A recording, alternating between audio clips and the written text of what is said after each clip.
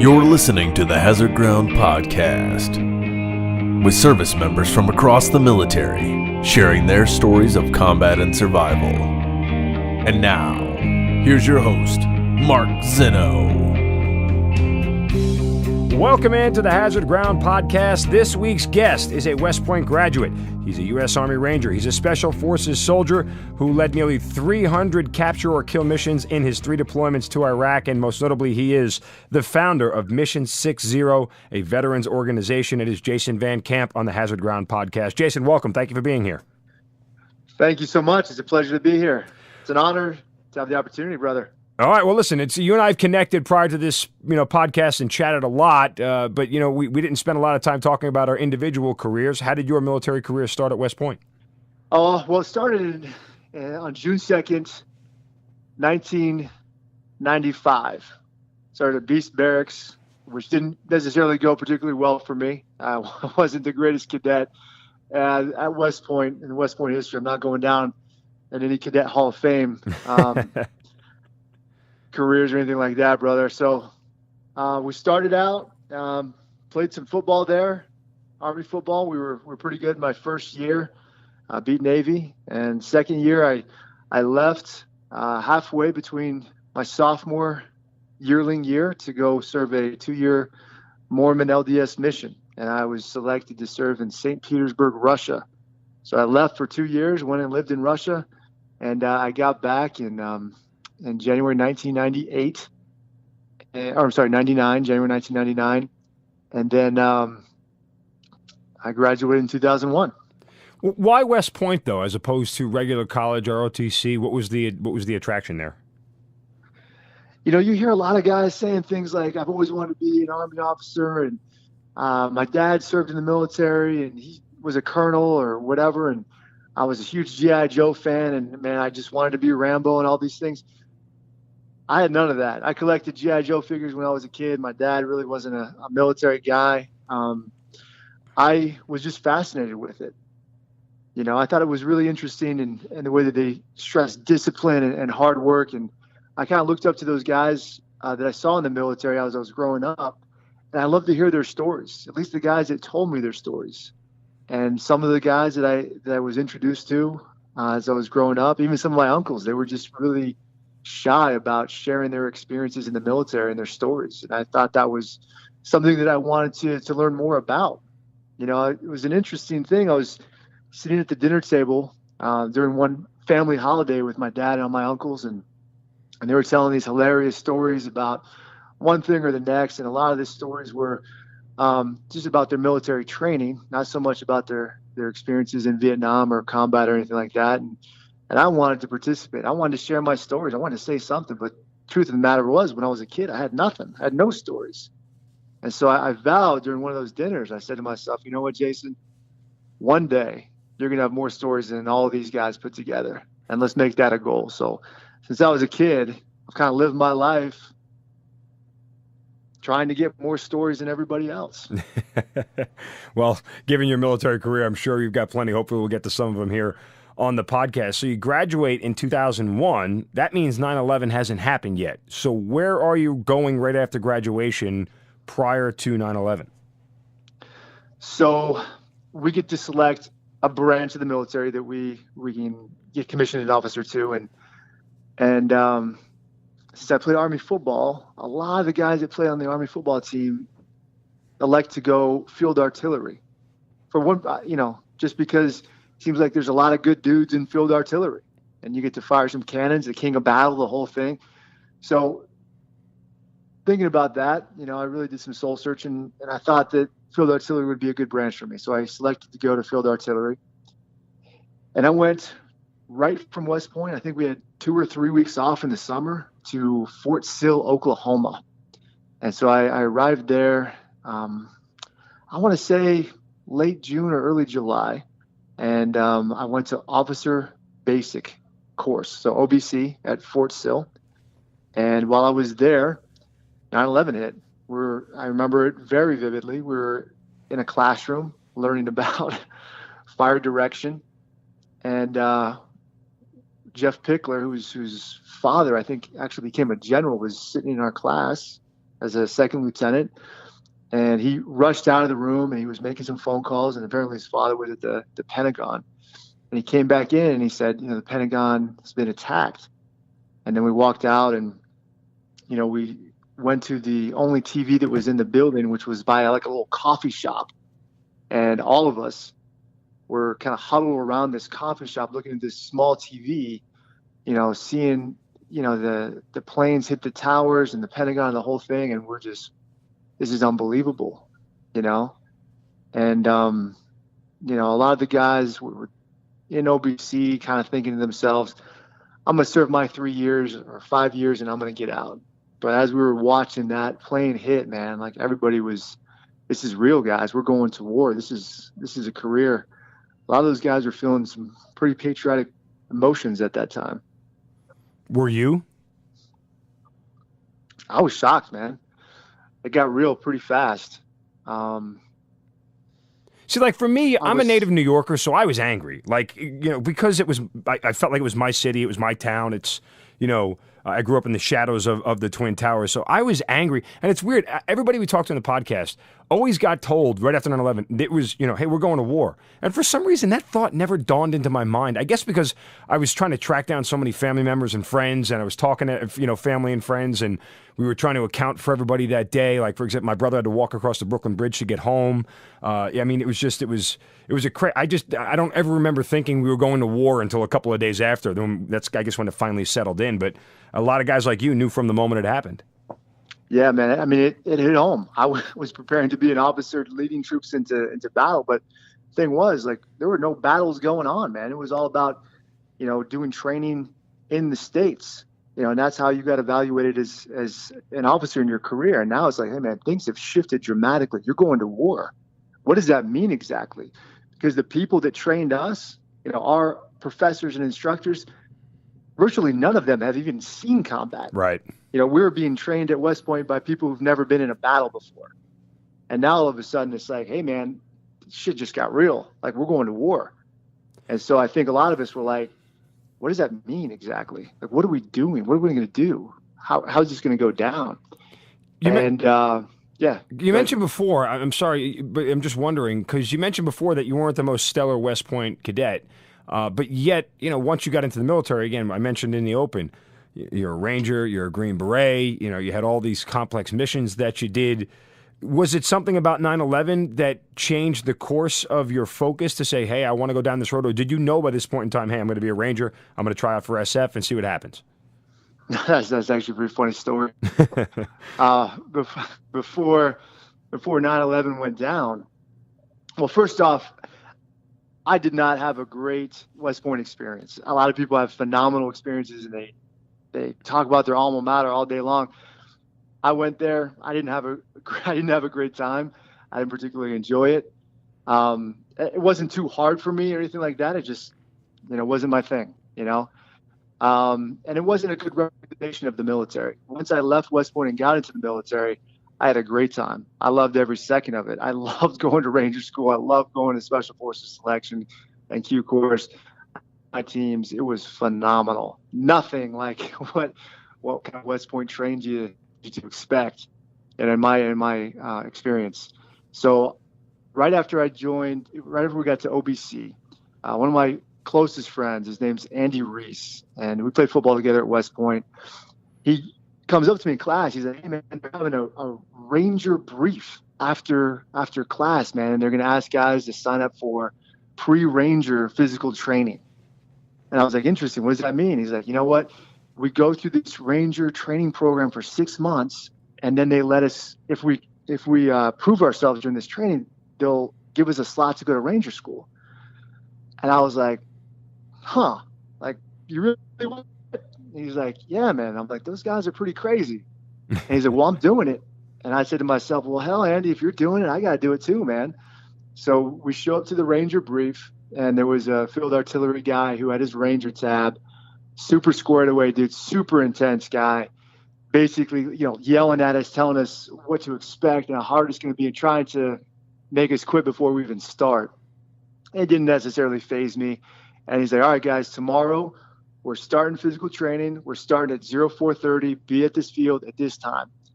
And so we left. And then I'm like, all right, Andy, you doing it? He's like, I'm going to be there. I said, I'll be there too.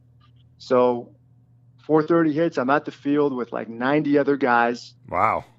Problem was no Andy Reese on the field at 04:30. You're kidding me. And so they proceed, the pre-ranger instructors proceed to just smoke our bags for 2 hours, and I'm furious. I'm like, where the hell? So I get back to the hotel we were staying at, and I knock on the door. I'm like, dude, where were you at, man? Like, if you miss one training, you can't go through it.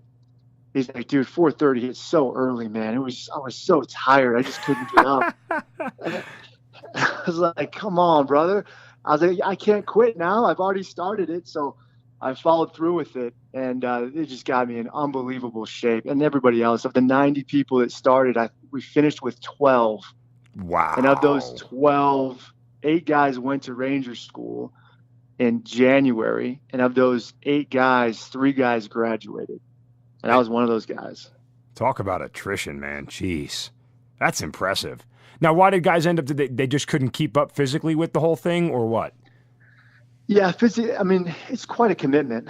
6 months of waking up early Monday through Friday and then just smoking your bags for an hour and a half, 2 hours every morning. And these guys got after it now. I mean, they were pretty intense. And then sometimes on the weekend, they'd want us to, as it was getting closer to the time to go to Ranger School, they would have us do field exercises in the woods, land navigation, that sort of thing, all for our benefit to get us prepared to go to Ranger School. Nothing, malicious or anything about it. And the guys just, one point or the next, were like, you know what, forget this. Ranger School doesn't mean that much to me, or I'm too tired, or I'm going to fake an injury, or say my injury is more serious than it is, or whatever it might be. Some guys got in trouble, and then they just kind of, natural attrition. Did any of that bother you? That people were sort of weak-willed, if you will? No, it actually gave me motivation. I think it gives more people motivation because it makes you feel more special or elite. It's like when you're running, we would run 5 to 10 miles, pretty fast. And I'm not a runner, man. Like, at least I wasn't born that way. I was more of the, the football sprinter type. You can sprint for 60 seconds or whatever, but running long distance wasn't anything that I trained for, prepared for a whole lot of going into the military. But when you're running like a 5 or 10 mile race and you see guys fall out, you don't feel sad about that. You don't feel depressed about that. It kind of gives you a little bit of adrenaline rush. Like, that guy couldn't hack it. I can. I'm continuing to move forward. And it kind of the same feeling with the attrition. There's some of my buddies that, I did feel bad about that quit. I wanted them to succeed, so I tried to convince them to stay. But ultimately, it's up to the individual. If you can hack it, you can. If you know yourself. And if you can't, you're not going to. When did you decide about going to Special Forces Assessment and Selection? Was this after Ranger School, or you knew it before? So I got my Ranger tab and I went to Korea right away. It was my first duty station. And I walked into the battalion commander's office. He had like a secretary. And the battalion commander, when you walk into the office, he selects where he wants to send you. So he's like, hey, I want you to go to this unit or that unit or whatever. Man, you might get a phenomenal unit, a phenomenal location, or you might be sent to, the DMZ or the middle of nowhere. So I walked in the office and this sergeant, E7, walks in and he sees the Ranger tab on my sleeve and his eyes light up. And he's like, Ranger qualified. And I kind of look at him and I see he has a Ranger tab too. And he's like, hey, you're going to my unit. Like, we're going to take care of you, man. I'm trying to get all the Ranger guys to come here. I'm like, okay. So right away, I saw the benefits of having a Ranger tab. I mean, the guy didn't even know me. He didn't know my name. He didn't know my history, my background. He didn't even know if I was a good officer or not. He just said, this guy's a Ranger qualified dude. Because he's wearing that tab, I already know so much about him. He's going to the best unit. So he selected me, and the battalion commander really didn't even get a chance to even talk to me. And I spent a year in Korea, like premium spot, which was awesome. And I saw that and how many doors a Ranger tab kind of opens up for you in the military. And, I was very proud to be a Ranger, and I was considering going to a regiment and trying out for that when some buddies of mine who were Rangers as well opened up the idea of trying out for the Special Forces. And how things were working out with this Special Forces at the time is those guys were the tip of the spear, going into Iraq, Afghanistan, right, doing some incredible things and not really knowing, there weren't a whole lot of books out at the time about what was going on with the Green Berets and the SEALs and things like that. Jason, what time was this as far as year? Is it 2002, 2003? Where are we? Before you go to assessment and selection. Yeah, we're around 2003. Okay, so Iraq had kicked off at this point in time. So in my career, brother, I went to OBC in Fort Sill, Oklahoma, and then I went to Ranger School. And then following Ranger School, I immediately went to Korea for a year. And then following Korea, I immediately went to Iraq for a year. And then I got back to the 101st Airborne Division in Fort Campbell, Kentucky. And that's what was my unit at the time after I left Korea. And then I decided to try out for Special Forces selection. Okay, so you had a deployment under your belt before you got your long tab as a Green Beret. That's right. Okay. What did you do on that first deployment as an artillery guy with a Ranger tab? So showed up to my unit. It was an infantry company. I was the fire support officer, so I was an artillery attachment to an infantry company. And I would call in any type of artillery, indirect, direct fires on enemy forces. And quite frankly, we didn't do a whole lot of that. We did more of illumination, firing flares and, illumination type of projectiles up in the air. So I get to my unit. We're up in Tal Afar, Iraq, which is on the Syrian border right now. Mm-hmm. There's a whole lot of Kurds up there, and it's near Sinjar Mountain. The Yazidi tribes are up there, which are a different type of religion than the Muslim religion. And we're up there, and quite frankly, man, the enemy forces, the Iraqi forces, enemy forces, insurgents, they gave up. They just kind of threw down their arms when we showed up, and there wasn't a whole lot of anything going on, man. So we did a whole lot of rebuilding. So we'd engage with local police and local Army guys, and we trained them a little bit. We'd reestablish buildings. We opened up trains, commerce for the first time, and we just meet with people and gather information. There wasn't anything crazy going on. We went and tried to do a couple missions, dry holes. Really, nothing happened. We weren't ever attacked on the road. It was pretty relaxed as opposed to future rotations. It's funny is you say that, and I understand exactly what you're talking about, and it makes sense to me. For the non-military folks who never deployed, the concept of just being in Iraq, no matter where it is, to them probably, I don't want to say scares them per se, but it's just not a very appealing thing. And I know exactly what you're talking about. You say there's really nothing going on. Like, that happens. I don't know if the average civilian can comprehend the concept of nothing happening when you say you're deployed to Iraq. But just wondering for those civilians listening out there. So you get back and you go to assessment selection for Special Forces. What is the one lasting memory you take from Special Forces assessment and selection? Man, that's a tough question. What is the one thing? I remember so many things. I think the one thing I would remember is the concept of friendship. The people that I met, that I, established lifelong bonds with. The guys that, what I'm thinking? It's kind of ridiculous, but the one thing, if you're saying one thing you remember, we were out in phase 2, which is small unit tactics, and that lasts a few months. Out in the woods with your team, and we finished our last mission, and they put us in a truck, and they were driving us back to Camp McCall, and it's close to sundown, but it's absolutely overcast, raining cats and dogs, thundering, just pouring down rain, and I'm in the back of this truck where the flap is, and I'm just getting drenched, and I just remember looking over at my guys, and they were just laughing at me, being as soaked as if I had jumped in a lake.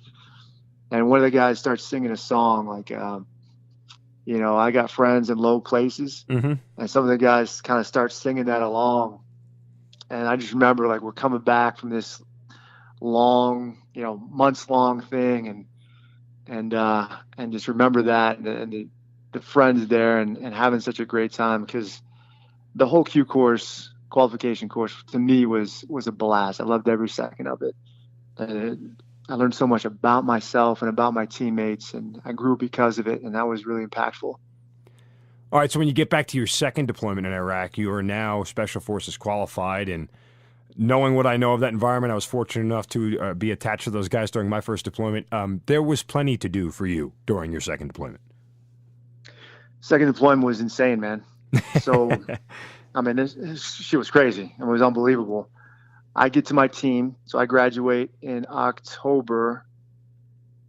Graduate in late October, and I of what go year? to my team of 2006. Okay. And let me think, 2005 or 6? 2006. Okay. Yeah, 2006. So I graduate in 2006, and I get assigned to go to 10th Special Forces Group in Colorado Springs, Colorado. Beautiful. And you get assigned a language because, you're a Green Beret. You have to speak a fluent language, or at least try to. I did speak a fluent language. I do speak Russian because I spent 2 years in Russia. So I kind of leg up on a lot of guys. And I get assigned to go to 10th Group, and I show up in December, and practically nobody's there because of the holidays, and we're getting ready to deploy again in February, late February. And so my company commander says, all right, Jason, we're going to put you on this team here. It's a mountain team. And I'm like, okay, no idea how to climb a mountain. I've never, done mountaineering before, but okay, got it. What else? He's like, we're deploying the entire group over to Iraq. And the thing is, we're not going to take your team. Whoa. I'm like, okay, why? He's like, well, you're a brand new, detachment commander. You haven't had time to train with your guys, and we've got to leave a couple teams back in the rear to do different types of events, taskings and, keeping track of different things like that. Basically like BS stuff, right? Yeah, paperwork stuff. Yeah. We need somebody to go to, Arizona and complete this training. We need somebody to go. And so we did send our team to do that. And so I get back to my team, and I kind of meet him for the first time. And one of the older NCOs on the team was like, kind of comes up to me. I don't even know him, hardly. His name was Aaron. He's like, hey, sir, we're not staying behind in the rear. So I don't care what you got to do. You make sure that we get to Iraq. And if you don't, then we know something about you. And he just walks away. Wow. And so I'm like, okay. I'm like, all right, bud. So I kind of go, I spend some time thinking about it. What was the I'm look like, in his eye, though? I mean, like, were you scared at that or no? Like, not like scared, but you get my point, but you're like, eee. Yeah, the look in his eye was determination. Like, you better make this happen or I'm going to, beat the hell out of you type thing. I kind of bowed up a little bit, like, hey, I'm not gonna cower to you, brother. You know what I mean? Like, but also I'm gonna listen to you. And so I'm thinking to myself, I want to impress these guys. I want these guys to like me. I want to have a great team. I want us to be on the same page. And I'm like, if I don't get this Iraq deal, like, I can't ever live up to expectations. Like, I'll always be the guy that didn't get the mission. And I was like, well, I'm a pretty good briefer. What could I do? So I went to my company commander. He listened to maybe a sentence of what I said. He's like, nope, not happening. And he kind of, shut the book that he had open on his desk and kind of ushered me out the door, brushed me off. So I talked to some of the other team leaders in the company. I'm like, any chance? And like, Jason, we don't even have another location for you to go to. All the spots have been filled. And I'm like, damn. I'm like, well, is there anything I can do? And one of the guys who was a friend of mine, Clay Daniels, he's obviously a Special Forces guy, but we played Army football together. He was a year older than me in graduation, and he was a team leader of a Halo team across the hall from mine. So we kind of started talking, and developed a little bit of a plan of maybe somewhere I could go. And I was able to get in front of the group commander and pitch him why he should take our team. And I just left it all out there, man. Exposed my heart, gave him some pretty credible solutions to bringing us out and reasons to bring us out. And he said, I like your enthusiasm. You got it, man. And so my company commander wasn't necessarily happy about that. Yeah, I can imagine. But they let us go. And so they didn't have a spot for us. So I was an Alpha Company guy. They didn't have a spot for us in Alpha Company, so they attached us to Charlie Company, and they let us go. What did your sergeant say to you when you told him that you had gotten a deployment? Just kind of gave me no words, just a look, a head nod, a slow head nod with a smirk, and then walked away.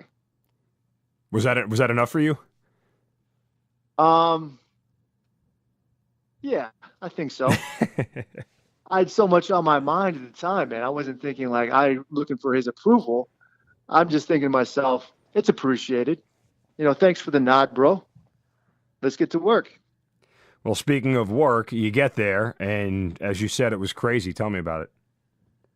So we didn't have a place to go, so I had to literally find a location for us to be at. And we looked for a spot in a place where we hadn't had U.S. forces, the presence of coalition forces for quite some time. And I found a spot in the Diyala province near a town called Jalula, and it was in Asadia. And there hadn't been any coalition forces presence there in over, I think, 3 years. And we know that there was an Iraqi Army battalion there. Not a whole lot of information was being put out about the location, but we figured it was fairly close to where Charlie Company was situated, so we could look at maybe going there. And so when we deployed, we moved to Jalula. And so what happens once you get there on ground? So the first day we're there, I kind of go on the PDSS, the pre-deployment site survey. And I'm stationed with another detachment at their base. And I take 3 vehicles from their base to go scout out Jalula.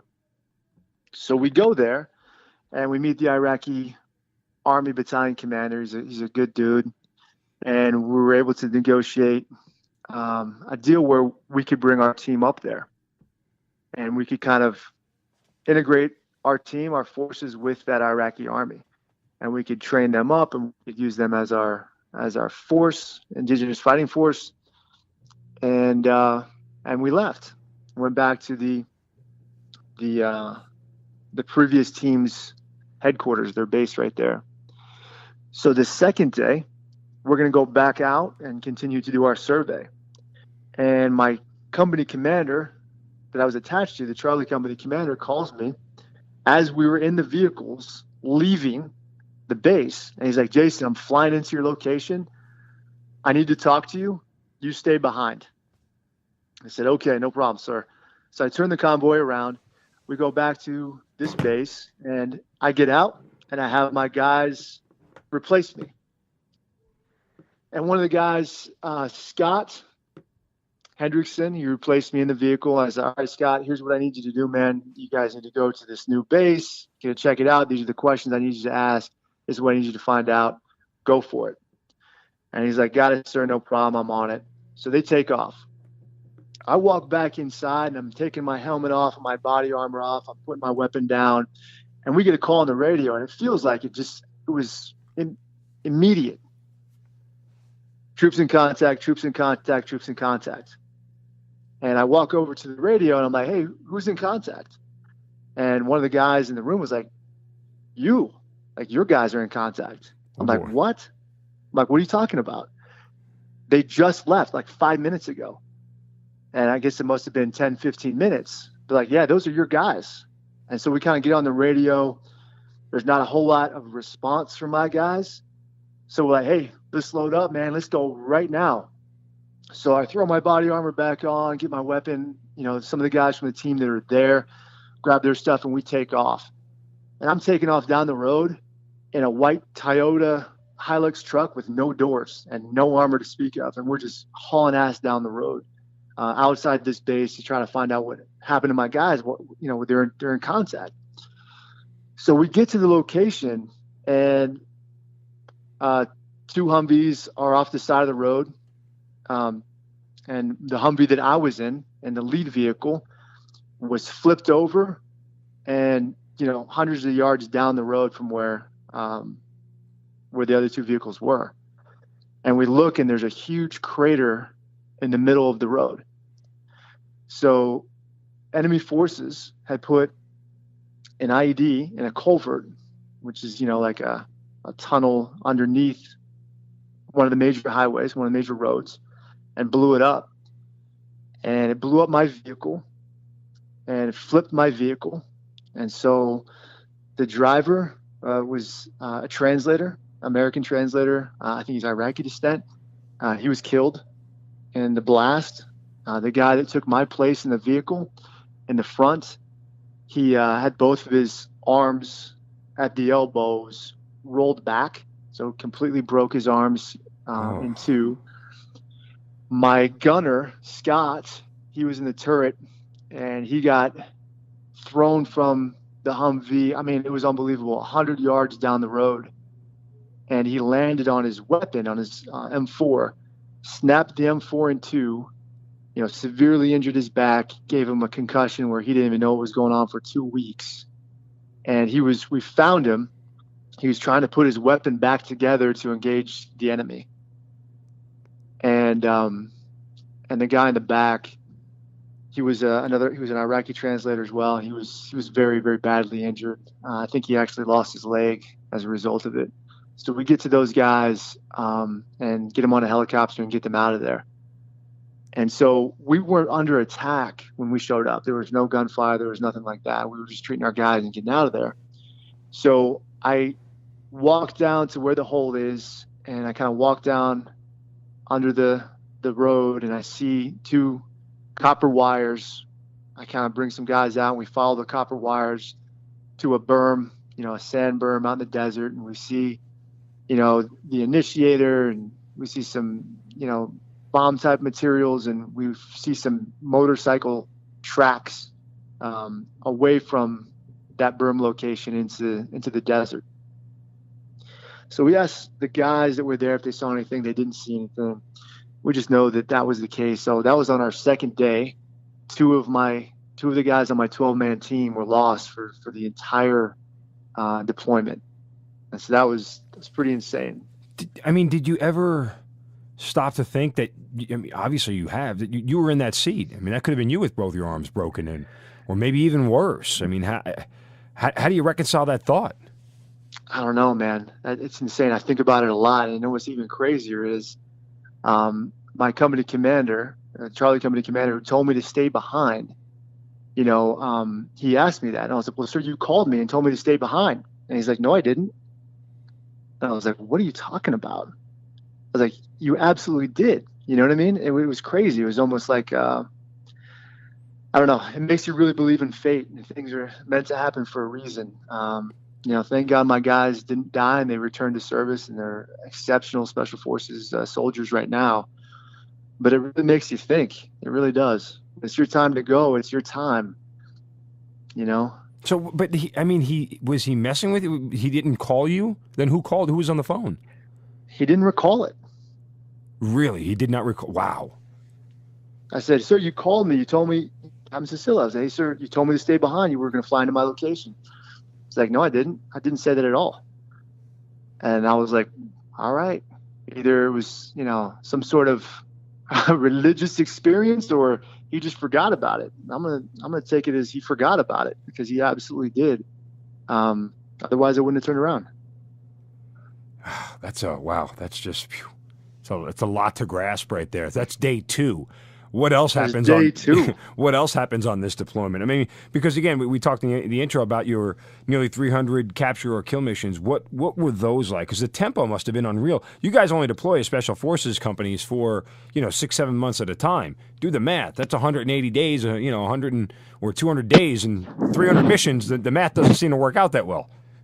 Yeah, well, I'll say this right now. So on my OER, over the course of 3 deployments and some JSETs, they put 300 missions. Now, is that an accurate number? I'm gonna tell you right now, probably not. But we did a lot of missions, which we would kind of categorize as a kind of a type 1, type 2, or type 3 mission. And type 3 missions are more of the convoy operations, or going on without precision information type stuff. And I think they might have included that as well. So just want to make that clear that we went on quite a few missions, hundreds, but as far as giving you an accurate count, just want to be upfront about that, man. No, that's fine. I wonder, did that second day and everything that went, for lack of a better term, went wrong, because nothing really went wrong. That's just combat. It's war. That's the way things go. But for everything that happened that day, did it prepare you for other events down the road? Oh, no doubt, man. How so? Everything that you do in life kind of prepares you for future events. And I feel at the time that I was weak, I was soft, and I became a hard man. I saw things, I did things, I made decisions that I had to as a leader. And that turned me into a very experienced and I would say, for lack of a better term, hard man. The second day we were there, we lose 2 guys. There's no messing around. There's no, okay, maybe let me do this guy a favor, or hey, he doesn't feel like going on this mission anymore. No, it's all about accomplishing the mission, forgoing emotions and feelings and things that are happening back home, and really becoming a lot more mentally, physically, spiritually, socially, emotionally, and professionally tougher. I think that's what happened to me during that second deployment. I became tougher in all aspects of life. The sergeant who told you that you had to get on the deployment, he wasn't one of the guys who was injured, was he? No, he was one of the guys that I took out with me to recover the guys that got injured. Okay. And so he actually got injured in a subsequent IED, and it wasn't a crazy IED, but he got his bell rung a little bit. He got his head injured, and then he had to deploy back to the States. What's the word for that? I mean, just I guess coincidence, if you will. I guess, he developed a seizure disorder from that experience. And so he started having epileptic seizures and tonic-clonic seizures and so forth. And when you get to that point, you can't jump out of airplanes, you can't fire weapons, you can't really be trusted because you can't control it. Right. Yeah. You put your teammates at risk. When you look back on all the missions that you did and everything, is there one that stands out more than another for any particular reason? Yeah, I'll tell you about the worst, the toughest experience that we had. I mean, we had a mission in that same deployment during the tail end of the deployment on August 15th. And we went, I'll set the stage for that. So after those motorcycles left, we kind of got word, we kind of found out in that area that, hey man, we just walked into a hornet's nest. There was a reason why there weren't, coalition forces there. The enemy knew that, and they moved in. And so we were looking at a battalion Al-Qaeda stronghold where we just plopped down our detachment. Sitting on a hornet's nest.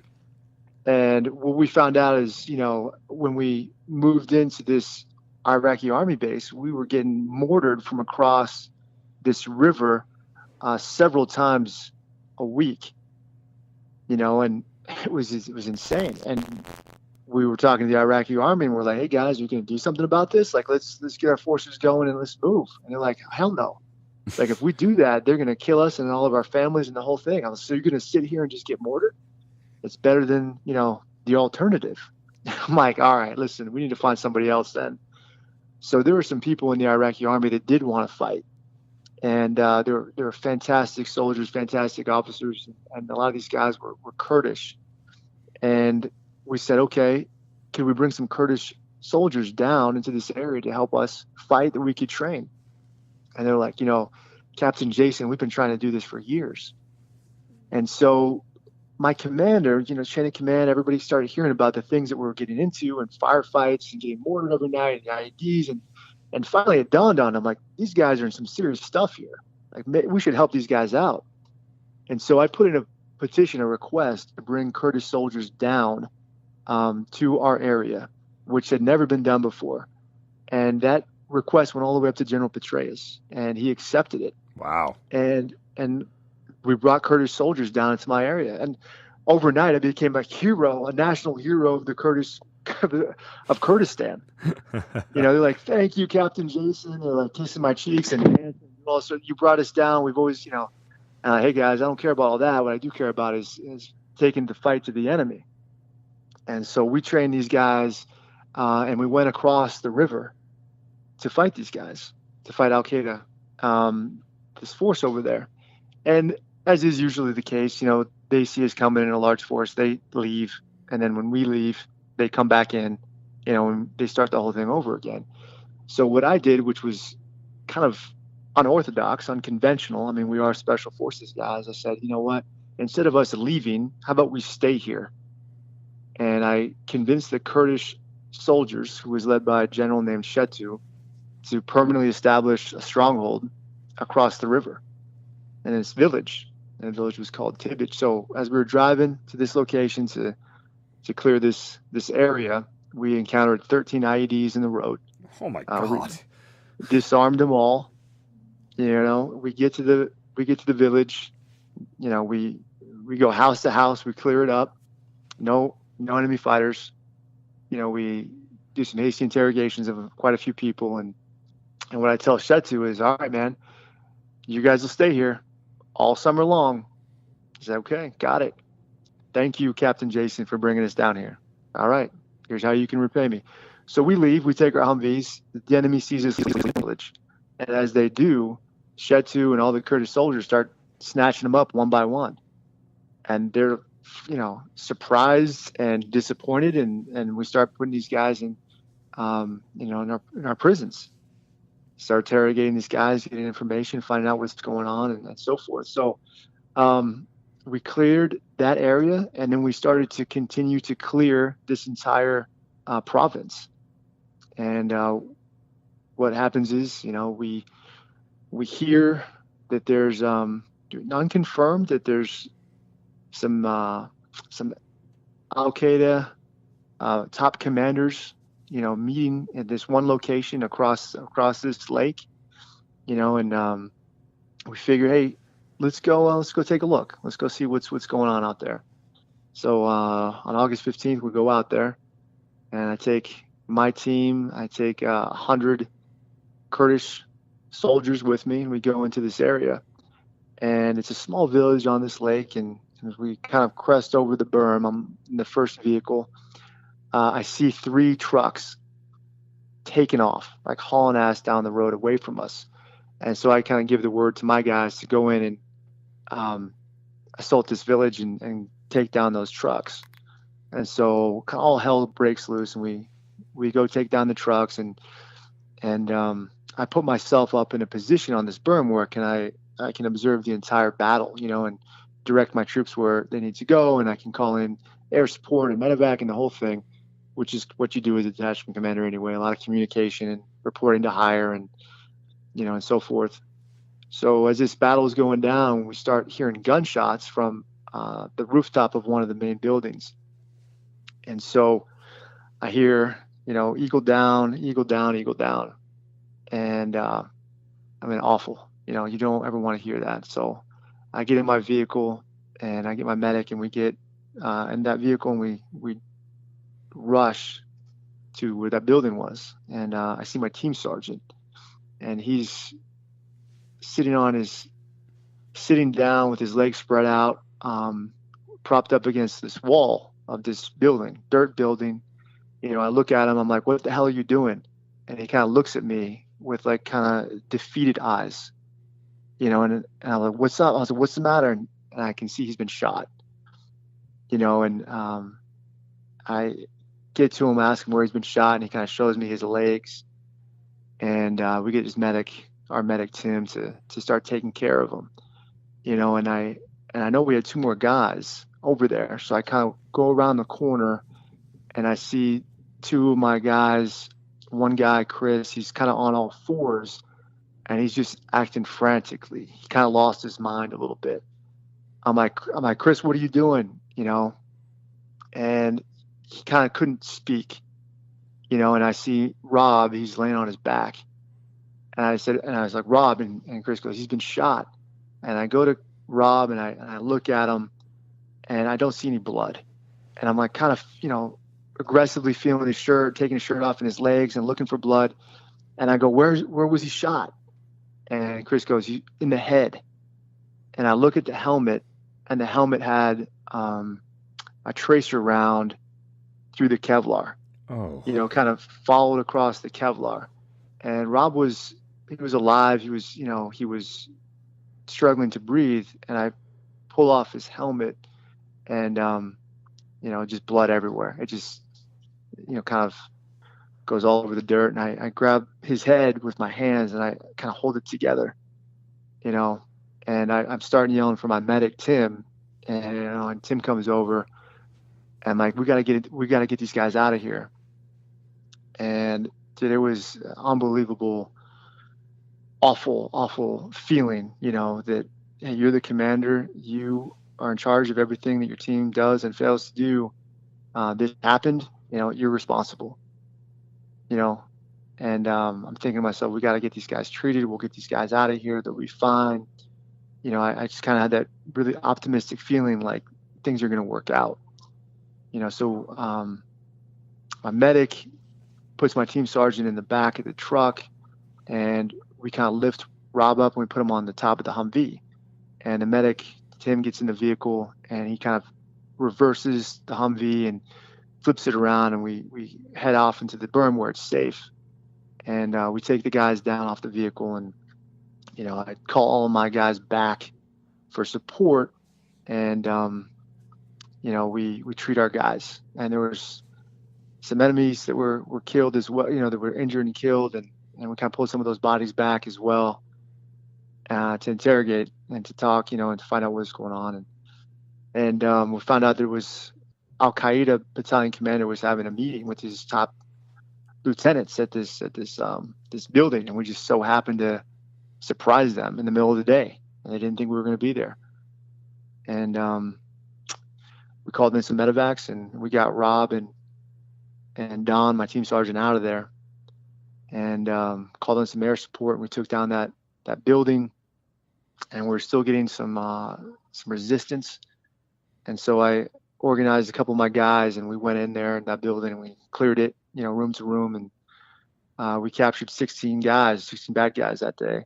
And we got back to our base, and we heard Don was going to be fine, but Rob had expired. Rob, who got shot in the head, was no longer with us. So that was, to answer your question, I know this is a long answer, but that certainly was the worst and most memorable experience from all of my combat deployments, and specifically the second one. Well, look, my heart goes out to you. I know words are of little solace, but for somebody who's walked that same turf that you did, and I mean, as well as I do, combat is unforgiving, and it certainly it doesn't pick and choose people. It's random, and there are a lot of people who did the right things and still got hurt, and a lot of people did the wrong things and survived. And there's not much, like I said, anything I could say is going to make you feel better, but it's just that's got to stay with you every single day. And I don't know, I don't know how you ever make that go away, or even if you wanted to. It doesn't go away. It doesn't. You just learn to live with it. Such as life, things that happen to you kind of shape you into who you are. I don't want to forget it, And although I do wish it never happened, you know, it's definitely tough.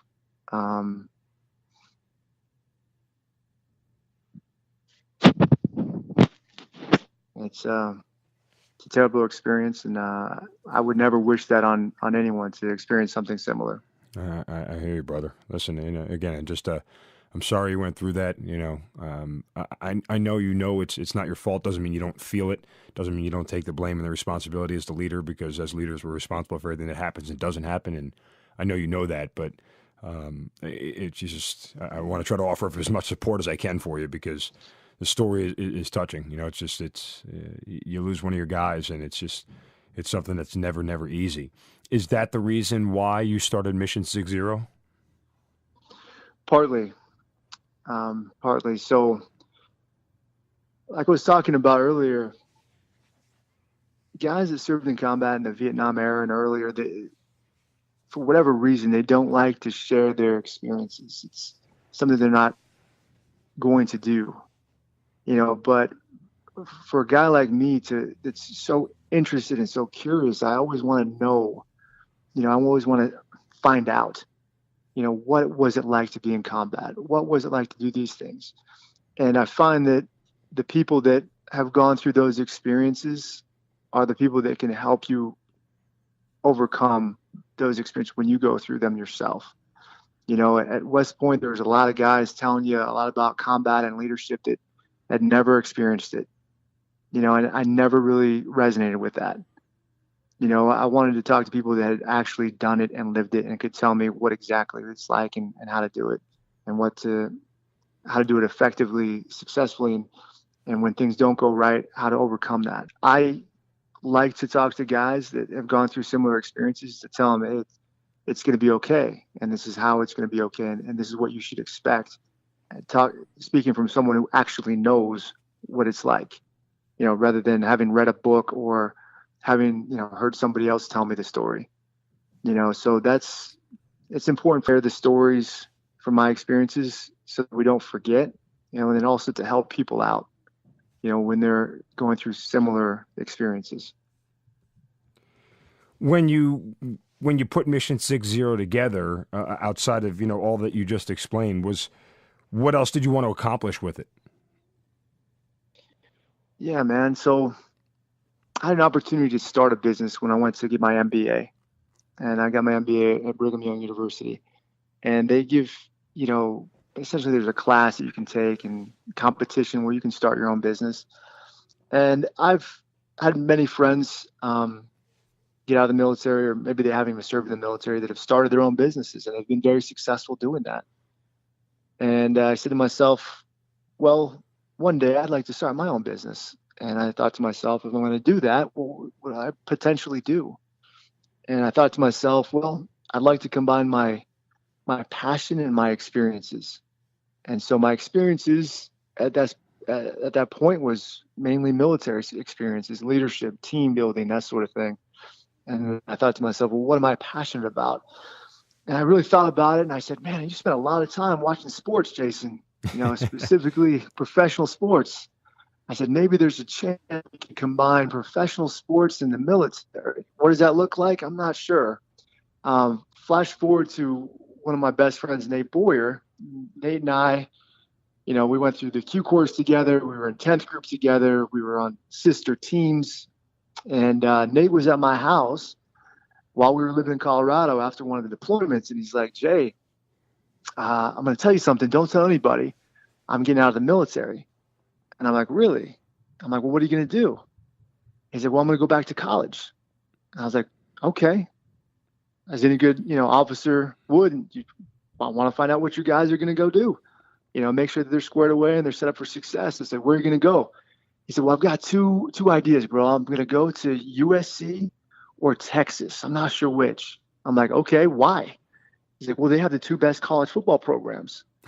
And this was back in the day when they were outstanding, And I'm like, okay. I'm like, well, Nate, man, you can't just pick a college because they've got a good football team, man. What are you going to study? What are you going to do?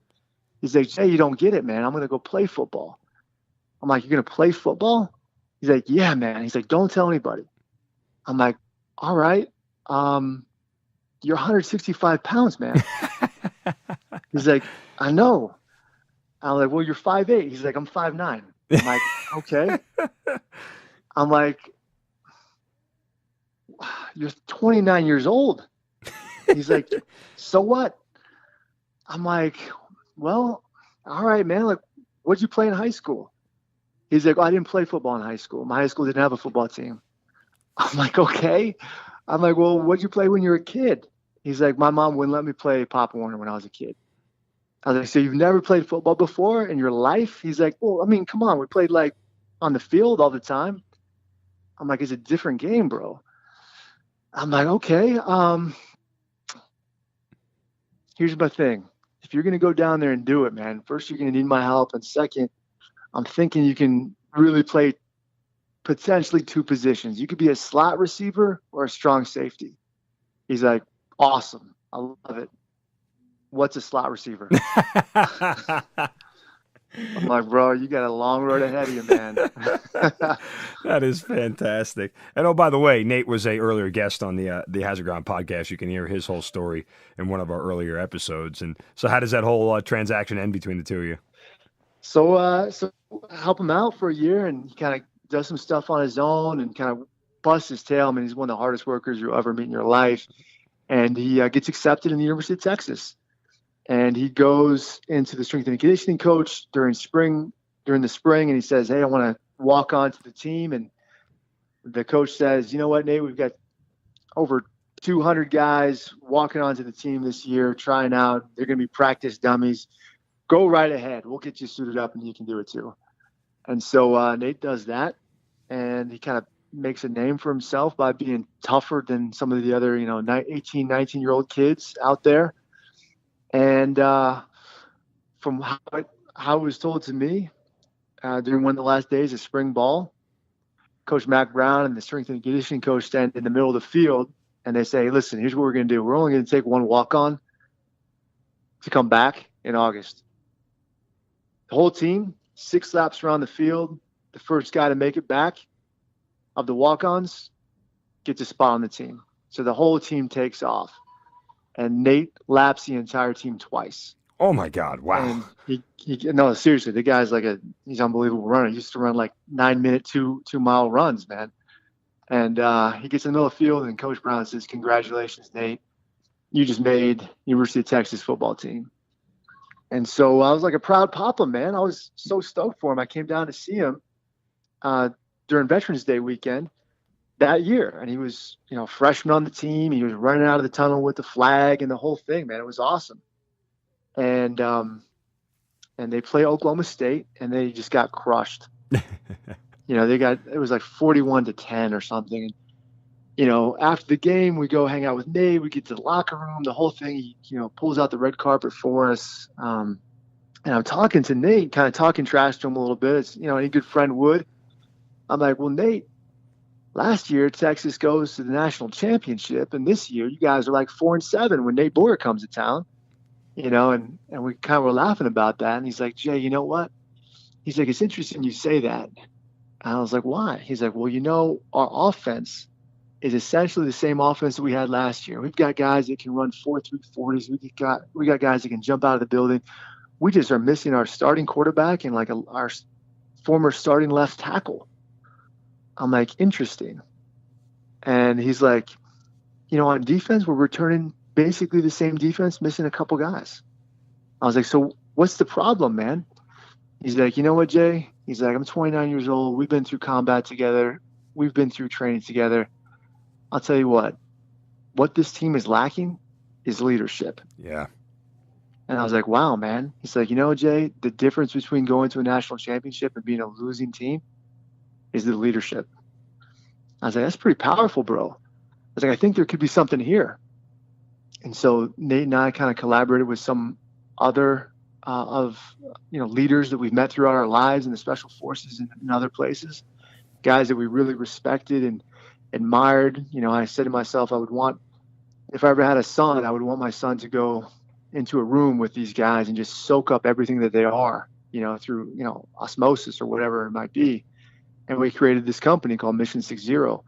and we combined, these skills, leadership, team building, culture, stress management, those type of skills. And we went to professional sports teams and we asked them if they'd be interested in hiring us to help with their performance. And that's kind of what we do at Mission 60. Well, look, it's a phenomenal company. Obviously, again, as I said at the beginning of the podcast, you and I have chatted a bunch away from the actual podcast about what you have going on with Mission 60 and just, ideas and philosophies in general. And, I support everything that you guys have going on. It's Mission, the number 6 and 0, ZERO.com. Mission 60 is the website to go to for all the information. And, listen, brother, I'm glad I've gotten a chance to know you. I'm glad that you and I have, developed a professional relationship. But, as that continues, I know we'll develop a friendship as well. And I just wish you nothing but the best of success with Mission 60 and everything you guys are doing. And I appreciate your time and your candor. And certainly you being part of this podcast means the world to me. Thank you. I appreciate it. It's been an honor to be with you. And I hope that nobody takes anything away from the podcast that I didn't intend. It was just want to be a very humble, authentic person that could provide people opportunities to be a better person and to learn and to improve their lives in some capacity. Jason Van Camp, mission60.com. Thanks for the time, buddy. I appreciate it. Thank you. Take care.